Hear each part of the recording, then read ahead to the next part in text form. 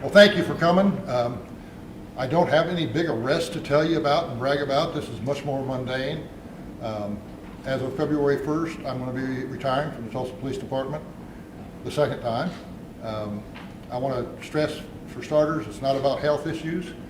It's certainly not about my dissatisfaction with the mayor's office. This mayor has been outstanding. He's very supportive of me and my police department.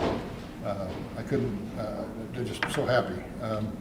I want to thank a few people. First, I want to thank Mayor Bartlett for appointing me. I want to thank G.T. Bynum for retaining me. I want to thank all of my police officers for allowing me to be their leader. And I want to thank the citizens of Tulsa for accepting me as their chief. That means a lot to me. We've gone through a lot in the last decade, and all of it is bearable because of such a good police department I have, the people that back me, the people that go out and trying to make a difference. I thank all the people in this community that have backed me when I've made decisions. And I also thank the people who have criticized me when I make decisions, because that's how you make effective change. So I appreciate that vocalness from both sides. It has not been lost on me at any time. My sincerest hope is that we can regain the trust of all of our community again. That's what our main goal is in our police department right now, is to maintain trust throughout our community, and that's what we want to do. So thank you all for coming. I'd be happy to answer any questions you guys have. Chief, what would you say is the highlight of your career? As chief or as police officer? It's up to you. Highlight as police officer was getting to go undercover and drive an armed robber to an armed robbery. So that was about as cool as I could think of anything I could have done. Probably the highlight of my career here was Good Friday, and watching the excellent police work by my officers, watching them make quick arrests and satisfy the promise I made to our community that we'd catch them quickly. Chief, I know you grew up in a law enforcement family. Was there a certain point where you decided that was the road you were going to go? Was it always there in front of you, or was there something else that you thought you might do instead? You know, I thought about the military. I've always thought, since I was a little boy, my daddy was an Indiana State Trooper, and so that was something I always thought about. I became more convinced that that's what I do when I got back from Vietnam. I saw the unrest in this country, and I saw the lack of trust of government, and for most people, the only representative government they have access to is a police officer. And my goal was to be a police officer and maybe make a difference in some of that.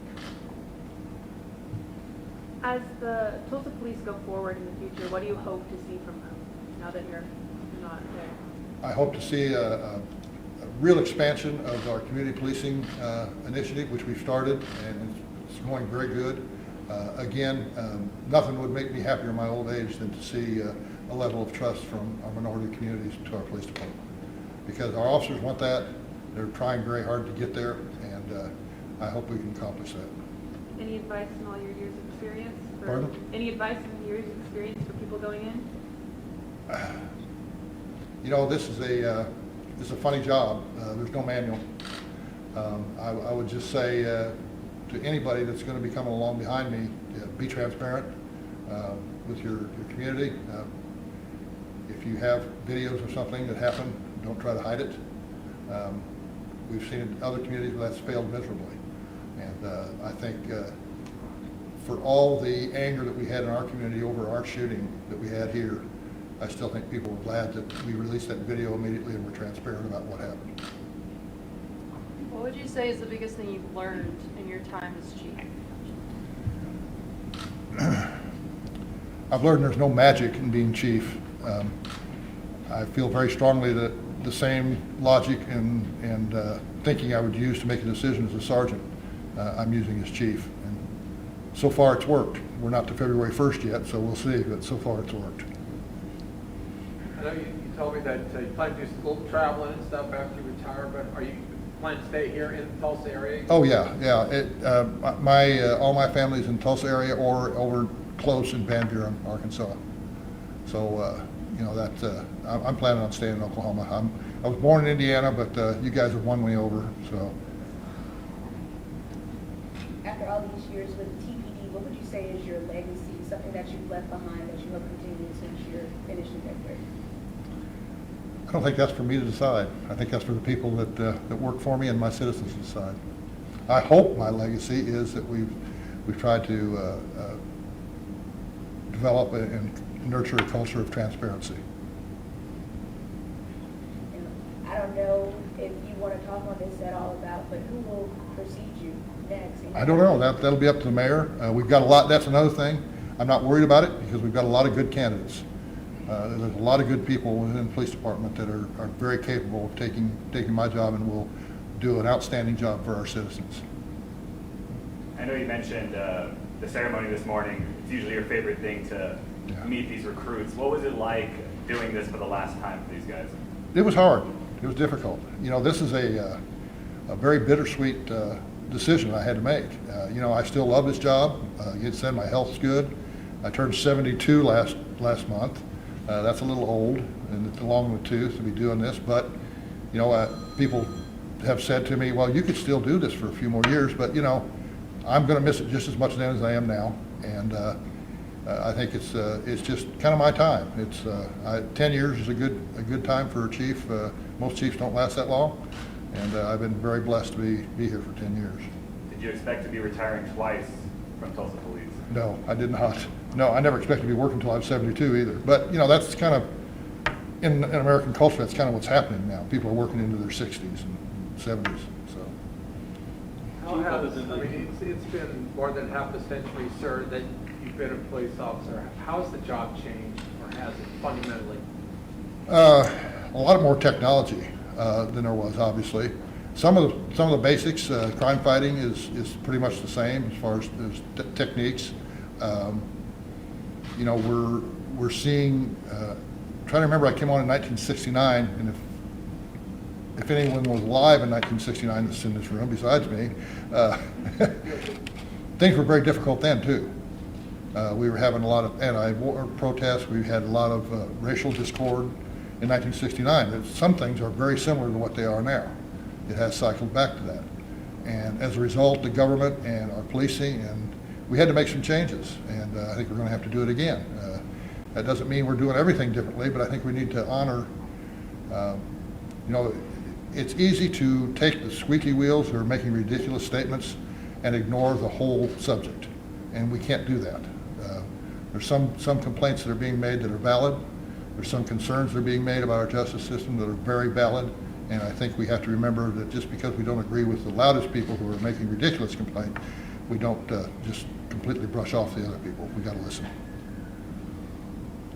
Chief, how do you, when you think about the men and women of the department that you've built over these years, you're kind of launching them off into the future now without you. What do you make of how you've left it, and their ability to carry on and do what you hope they will accomplish going forward? You know, they have helped launch this. This is a lot of being a good leader is allowing people to do the things they need to do a good job, and give clear directives what they want to do. You know, I think this police department, with the men and women that are in this police department, they're going to move forward very well without me, because they want to do it for our community. And you know, this leadership thing, anybody can be put in charge. Anybody can have a mayor or whoever, whatever powers that be, say you're in charge. You've got to be a good leader, you've got to have consent of the people you lead, and they've got to be passionate as you are, and I'm lucky enough to have that. You gonna miss dealing with us at all? The only time I can say it was really uncomfortable, I didn't like it, was during the Good Friday shootings, and CNN were here, and those people are just obnoxious. Sorry, I mean, they don't even have common courtesies. You know, dealing with you all has been actually a joy most of the time. Whenever I've had a message I wanted to get out to our community, you guys have never failed me. You've never hesitated to do it. With rare exception, you've been extremely fair to me and my department. You know, if we make a mistake, we got to live with that, and I understand that completely. I don't expect anybody to not publish something just because it's not favorable for us. But I do hope to have fairness, and we've gotten it out of the media in Tulsa. I talked to other chiefs, and they don't always have that in other cities, so you all are to be commended. What didn't you get done during your time as chief that you wish you would have? Have I not done? Yeah.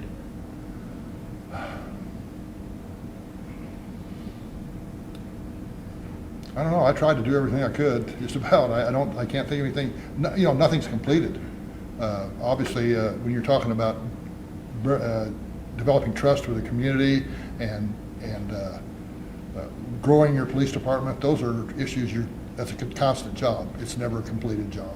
I'm very proud of the fact that I have got to work for a mayor and a city council that wanted us to grow, and because we were hurting for a while with people. I mean, our officers were spending inordinate amount of time on calls, like 85% of their day on calls for service, and you don't get any proactive policing done then. You don't do any community policing. So it has been a big deal for us to start getting these academies like we got through this morning. This has been great.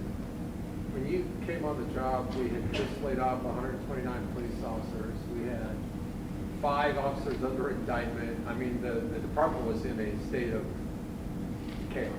That's correct, Russell. My timing was terrible. At what point did you, yes, it was, and at what point did you say, wow, I think I got this, or was it, or did you come into the job, I know you famously said your wife said bad timing, so, but was there a point where you said, okay, we're going to get this ship right, I think we're turning a corner? You have to start that way. It's not a point. You have to start that way. You got to assess what you got and start figuring out how to fix it. And with the people in this police department that helping me, we were able to fix it.